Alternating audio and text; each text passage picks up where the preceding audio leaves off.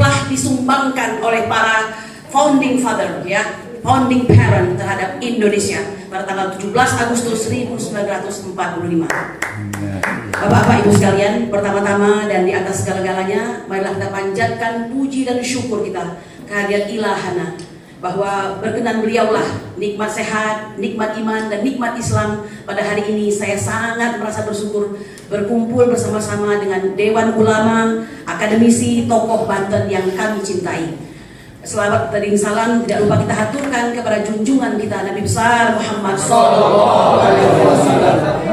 Ayahanda kami, orang tua kami yang saya banggakan. Saya haru ya kalau melihat orang tua kita ini, karena saya sudah tidak punya orang tua yang juga ulama.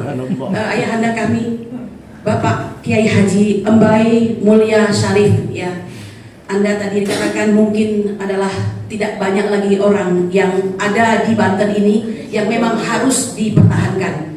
Ya, oleh karena itu tidak heran kalau baru akhir-akhir ini Anda muncul bersama kami turun gunung gitu.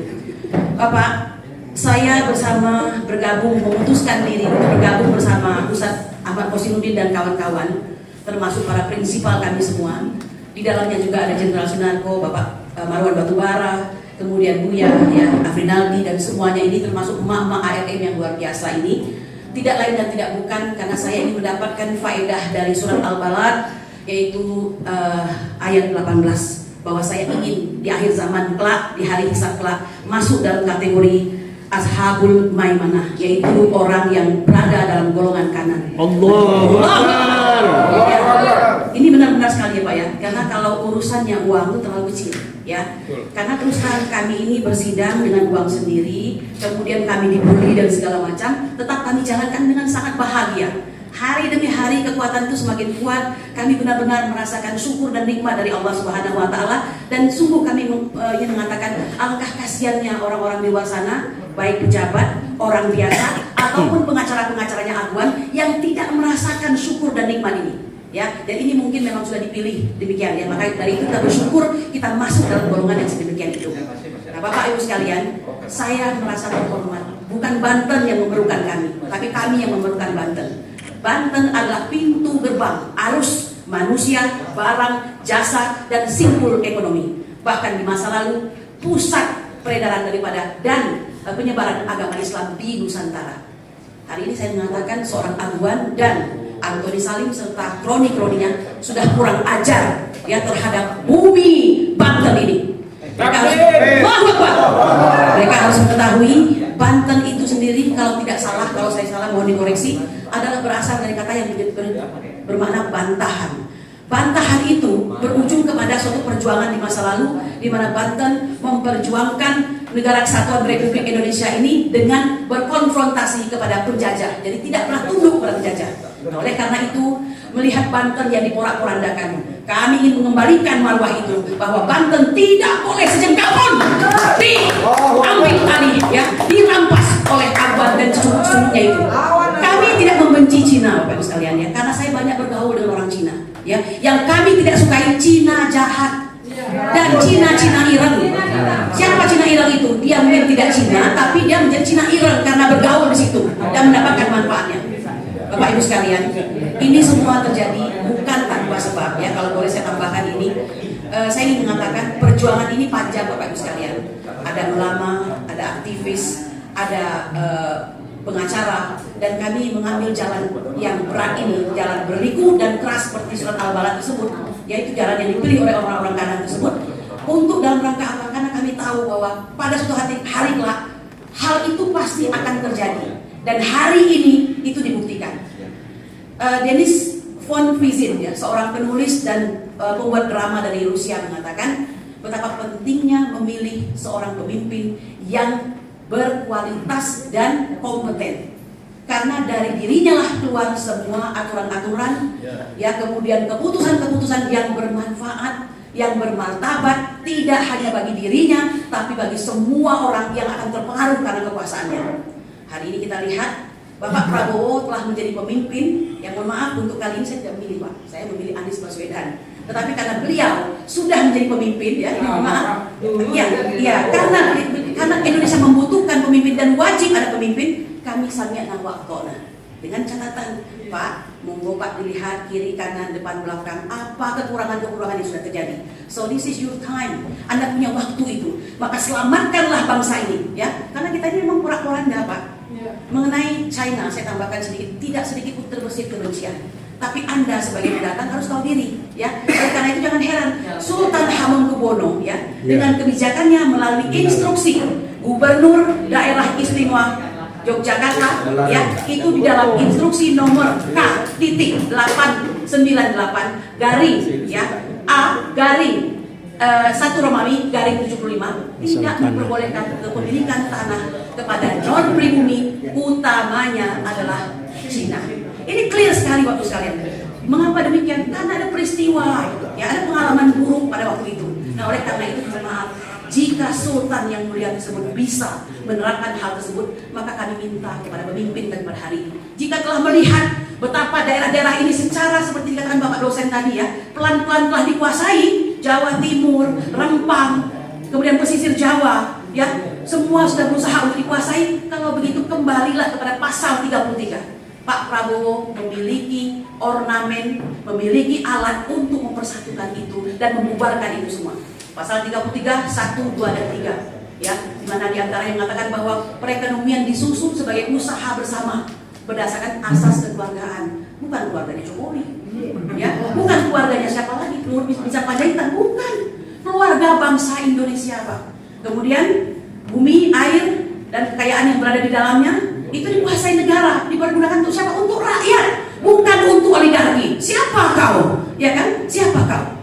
Ini saya luar biasa ini mengatakan kita ini kaya, Pak, serpihan surga jatuh di bumi ini. Tetapi lihat rakyat ini masih ada nenek-nenek tua yang makan daun singkong, ya. Karena bagaimana menghadapi Allah kelak jika ada dari pemimpin yang demikian, ya.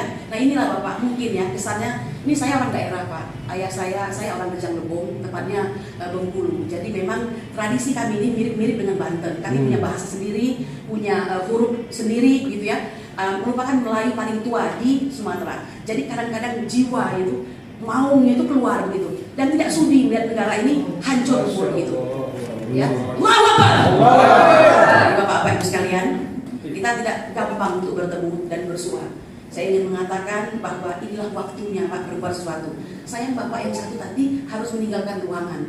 Beliau tadi benar mengatakan harus didapat satu hal dalam pertemuan ini. Dan menurut saya perlawanan. Tidak ada lagi yang lain, Pak. Mohon maaf ya.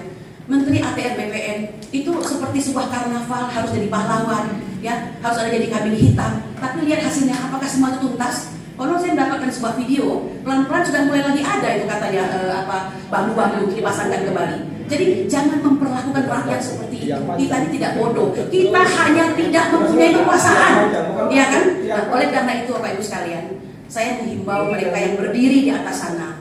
Kau merasakan nikmatnya dunia ini hanya sampai tenggorokan. Setelah lewat dari situ semuanya menjadi kotoran, ya kan? Betul. Jadi bagaimana ini? Maka menurut saya yang harus dilakukan adalah, karena kita punya Yusril Iza Mahendra di kabinet, ya kan? Itu orang-orang hebat semua. Kemana suara mereka? Yusril Iza Mahendra, Menkumham sekarang kan? Harusnya berusaha lah bagaimana menegakkan hukum ini. Ternyata tidak. Jadi akhirnya yang terjadi inilah Pak, keadilan jalanan. Yang bisa kami lakukan di pengadilan, kami pengadilan, ya. Saat aksi kami harus lakukan aksi, hanya itu. Tetapi sampai kapan perjuangan ini? Oleh karena itu, di bawah pengawasan dan pantauan ayahanda kami Kiai Haji Embai Mulia Syarif, kami melihat ini ada sebuah kemajuan yang luar biasa. Kami minta ayahanda memimpin kami semua. Selain mendoakan pada malam-malam yang hening dalam doa Anda yang sangat khusyuk bahwa negeri ini harus diselamatkan, Pak. Saya memang hanya pengacara, tapi insya Allah jiwa saya adalah mau Banten di dalamnya. Seperti amat itu. Wassalamualaikum warahmatullahi wabarakatuh. Saya adalah dari Aliansi Rakyat Penggugat. Kita adalah semuanya emak-emak, walaupun ada beberapa bapak-bapak siaga yang selalu menjaga kami. Kami sudah ada di jalan 4 tahun, sudah 4 tahun jalan 4 tahun ini, dan musuh kami adalah Jokowi.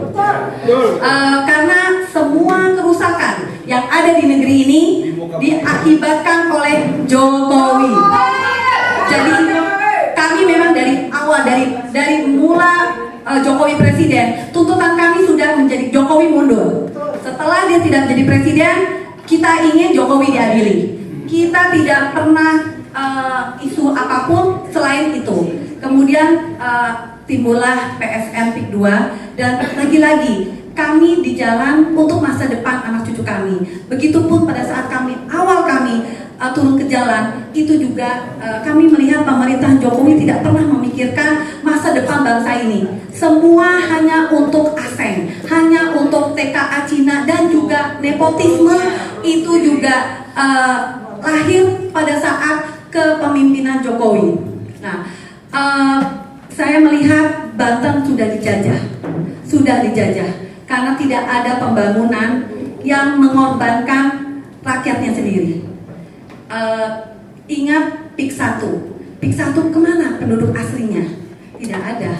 Dan ini pun akan terjadi pada Banten kalau kita diam. Saya merasa kita ini bersaudara. Jadi apapun yang terjadi pada Banten akan terjadi juga sama saya kalau saya diam. Dan ingat, kita adalah Garuda, kita bukan naga. Jangan terlalu lama diam, karena pada saat kita diam, Garuda akan dililit oleh naga. Apakah kita rela seperti itu? Jadi lawan. Kami selalu bilang kita adalah Ibu Pertiwi yang melawan. Kita tidak akan menangis, dan kita siap untuk di depan apabila memang darah kita bisa menjadikan Indonesia menjadi lebih baik. Bismillahirrahmanirrahim. Assalamualaikum warahmatullahi wabarakatuh. Waalaikumsalam warahmatullahi wabarakatuh. Pernyataan bersama tokoh, ulama, akademisi Banten dan Jakarta tentang penegasan sikap tolak kezaliman proyek PIK 2, selamatkan rakyat Banten dan rakyat Indonesia. Masyarakat Banten merasa lega karena Presiden Prabowo Subianto telah menerbitkan Perpres nomor 12 tahun 2025 tentang RPJMN tahun 2025-2029. Dalam Perpres ini, proyek PIK 2 tidak lagi masuk dalam daftar PSN, sehingga proyek ini tak lagi dapat menjual narasi proyek strategis nasional untuk merampas tanah rakyat Banten sebagaimana sebelumnya telah dilakukan. Hanya saja, proyek PIK 2 hingga saat ini tidak dihentikan. Di lapangan, sejumlah pemurukan lahan hingga reklamasi sejumlah bibir pantai tetap dilakukan. Sejumlah pagar laut juga masih kokoh berdiri. Berkenaan dengan hal itu, kami para tokoh, ulama, akademisi Banten dan Jakarta menyampaikan pernyataan sebagai berikut. Pertama, kami menyatakan tegas menolak segala bentuk kezaliman proyek PIK 2 dan meminta kepada Presiden Prabowo Subianto untuk stop seluruh kegiatan proyek PIK 2. Karena segala bentuk kezaliman, termasuk tetapi tidak terbatas pada perampasan tanah rakyat di darat, perampasan wilayah sungai dan laut, baik dengan modus tipu muslihat, intimidasi dan kriminalisasi, baik dengan status PSN maupun tanpa status PSN, adalah bagian dari bentuk-bentuk penjajahan dan penindasan yang wajib ditolak karena tidak sesuai dengan pri kemanusiaan dan pri keadilan. Kedua, corak khas kezaliman proyek PIK 2 salah satunya adalah melalui modus operandi memanfaatkan aparat penegak hukum untuk melakukan kriminalisasi terhadap rakyat yang enggan menjual tanahnya kepada Agung Sedayu Group, seperti yang dialami oleh Haji Fuad dan Charlie Chandra, juga ratusan orang lainnya yang sudah menjadi korban kriminalisasi. Karena itu, negara harus hadir untuk memberikan jaminan keamanan, ketentraman, dan keadilan dengan memastikan aparat penegak hukum tidak lagi melakukan kriminalisasi dan mengembalikan marwah dan wibawa lembaga kepolisian sebagai lembaga pelindung, pengayom, dan pelayan rakyat. Ketiga, untuk memastikan kehadiran negara memberikan jaminan keamanan, ketentraman, dan keadilan bagi seluruh rakyat Indonesia, khususnya rakyat Banten yang telah menjadi korban proyek PIK 2, maka kami mendesak Presiden Prabowo Subianto untuk segera menghentikan segala bentuk penindasan rakyat Banten. Presiden harus memberikan jaminan rasa aman dan tentram bagi rakyat Banten, sekaligus mengembalikan kepercayaan kepada pemerintah yang saat ini sedang memperbaiki kinerja melayani rakyat. Keempat, menuntut agar seluruh pihak yang terlibat dalam kejahatan yang terstruktur dan sistematis terhadap rakyat Banten agar diproses secara hukum untuk mempertanggungjawabkan seluruh perbuatannya. Demikian pernyataan bersama disampaikan Banten, 5 April 2025. Forum Akademisi Tokoh Ulama dan Advokat Banten, Jakarta. Tertanda 1. Kiai Embai Mulia Sarip, Ketua Forum Silaturahmi Tokoh Ulama Akademisi Banten. 2. Ahmad Obazinuddin SH.